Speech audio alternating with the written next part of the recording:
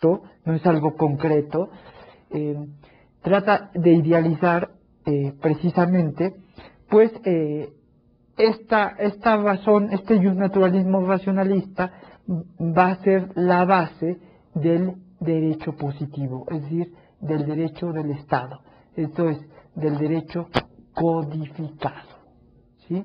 Entonces, para los que generalmente los profesores que vinculan, que son contradictorios, la idea de un derecho natural, racionalista y de un derecho positivo, que dicen, es que estos se excluyen, estos derechos son incompatibles, tal.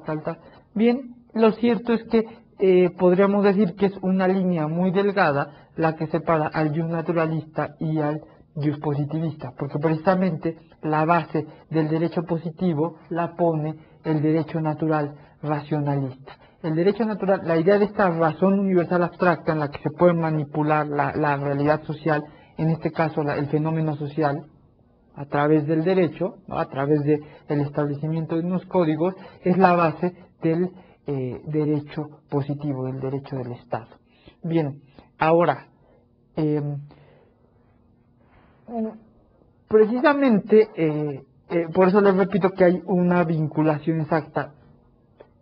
El justnaturalista que habla de una esfera metapositiva más allá del derecho del Estado viene a impactar precisamente este ámbito del derecho positivo. Es la base del derecho positivo, es la base de la codificación.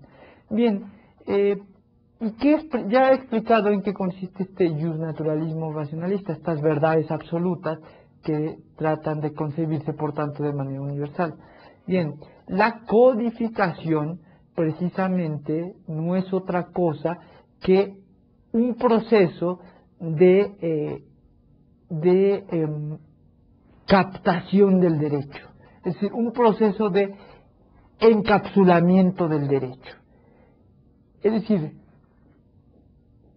lo que se trata con el fenómeno de la codificación no es otra cosa que establecer en un texto, en un libro,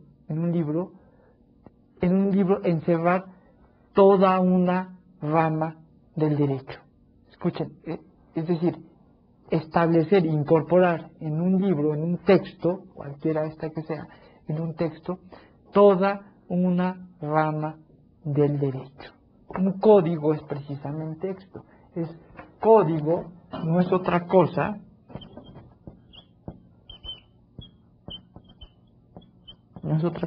que un texto que nosotros le llamamos jurídico, porque lo expide el Estado, es simplemente eso. Se llama jurídico porque lo pide el Estado y el Estado dice que ese es el derecho.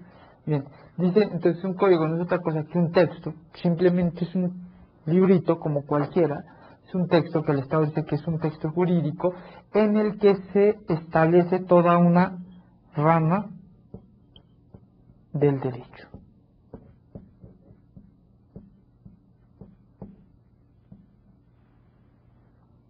Bien. Ciertamente se trata de una técnica jurídica novedosa en virtud de que jamás se había tratado de establecer en un código, en un libro, todo el derecho, o más específicamente, toda una rama del derecho. Es decir, nosotros cuando vemos nuestros códigos, son códigos especializados, es decir, en este código se encuentra todo el derecho penal. En este otro libro, en este texto, que le llamamos código, se encuentra toda una rama del derecho, el derecho civil. En este otro código se encuentra una rama del derecho, todo el derecho laboral.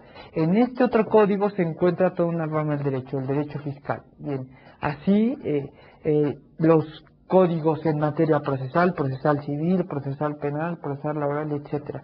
Son textos que les repito que incorporan toda una rama del derecho con la pretensión de regular todo ese derecho. Es decir, en este texto, por poner un ejemplo que le llamamos Código Civil, se encerraría únicamente el derecho civil. Es decir, ¿En dónde está todo el derecho civil? En el Código. Bien, ¿en dónde está todo el derecho penal? En el Código. ¿En dónde está todo el derecho laboral? En el Código. Todo lo que no emane o provenga del Código no es derecho. Se encontraría en la dimensión del no derecho.